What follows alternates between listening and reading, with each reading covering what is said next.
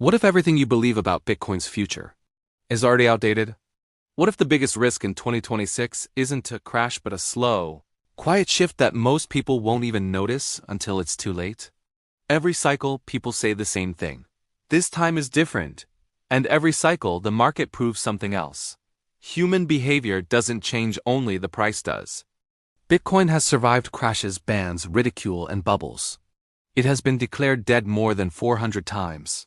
Yet here we are standing at the edge of 2026, with markets more fragile, more interconnected, and more manipulated than ever before. So the real question isn't, will Bitcoin go up or down? The real question is, who controls the next phase and who will pay the price?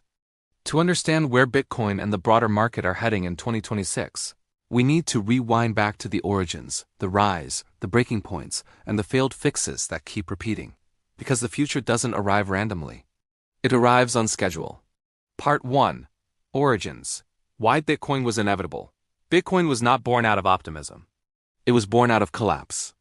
In 2008, the global financial system nearly imploded. Banks gambled with leverage. Governments printed trillions. And ordinary people paid the price through lost jobs, lost homes, and lost trust. Out of that chaos emerged a 9-page white paper by a mysterious figure known as Satoshi Nakamoto. Bitcoin wasn't just technology, it was a response. A response to central banks controlling money supply, governments bailing out failure, inflation quietly stealing purchasing power. At its core, Bitcoin promised 3 radical ideas. Fixed supply, only 21 million coins, decentralization, no central authority, transparency, code over promises. At first, no one cared. Bitcoin traded for pennies, then dollars. Then it crashed, and then it did something strange. It came back again and again and again. Each recovery wasn't random, it followed a pattern tied to human psychology, liquidity, and power. Part 2. The rise. From experiment to global asset. The first major rise came when people realized Bitcoin wasn't just internet money, it was scarcity in a world drowning in debt. As central banks lowered interest rates and printed money, Bitcoin quietly absorbed distrust. Then came the institutions. Hedge funds. Public companies. ETFs. Nation-states experimenting with adoption. By the early 2020s, Bitcoin had transformed from a fringe experiment into a macro asset, reacting to interest rates, inflation data, liquidity cycles. But here's the twist most people missed. Bitcoin didn't replace the system.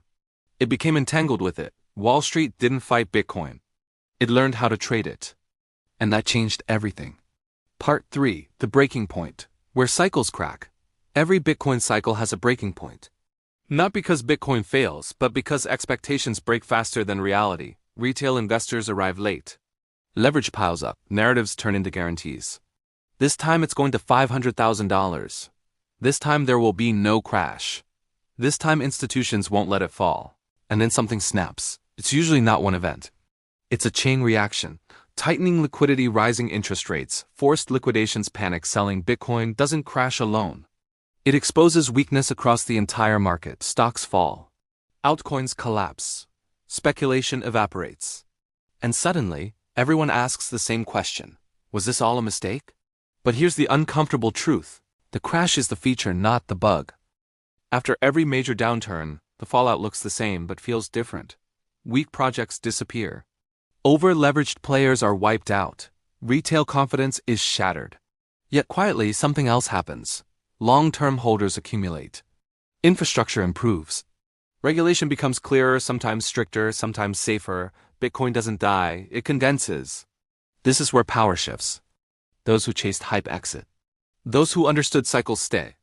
And slowly, without headlines, the groundwork for the next phase is laid. Part 5. Failed fixes. Why the same mistakes repeat. After each crash, authorities attempt fixes. More regulation, more oversight, more promises of stability. But the core problems remain. Excessive debt, currency debasement, political incentives favoring short-term solutions. Central banks can delay pain, but they can't eliminate cycles. And here's the irony. Every attempt to stabilize the system often strengthens Bitcoin's original narrative.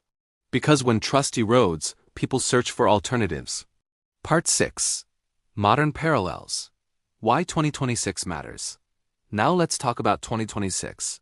History suggests something critical. Markets move in liquidity cycles, not calendar years. As we approach 2026, several forces collide.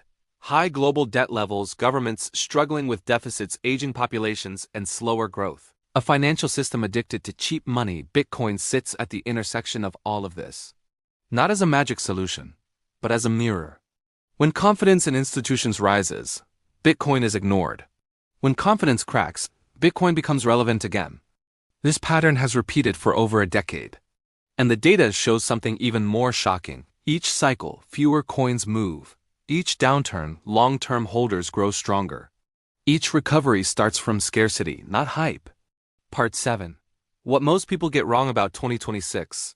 The biggest mistake people make is asking, how high will Bitcoin go in 2026? A better question is, who will still be holding it?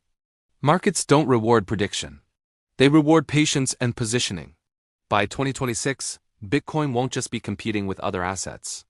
It will be competing with trust in governments, currencies, and systems. And that battle is far from over. Let's bring this together with 3 clear takeaways. Takeaway number 1. Cycles don't disappear. Bitcoin as volatility isn't a flaw. It's the mechanism that redistributes ownership from emotional hands to disciplined ones. Takeaway number 2. Institutions change the game, but not the rules. Big money adds liquidity and legitimacy, but it doesn't eliminate fear, greed, or human behavior. Takeaway number 3. 2026 is about structure, not price. The most important developments won't be candles on a chart, but who controls liquidity, custody, and narrative. Final warning: open-ended thought. Bitcoin has never promised certainty. It only offers choice. The real risk in 2026 isn't volatility. It's assuming stability where none exists. History doesn't repeat exactly, but it rhymes loudly enough for those willing to listen. The question is, will you hear it early or learn it late? Call to action. If this video helped you see the bigger picture behind Bitcoin and the markets, subscribe for deeper, long-form analysis that goes beyond hype and headlines.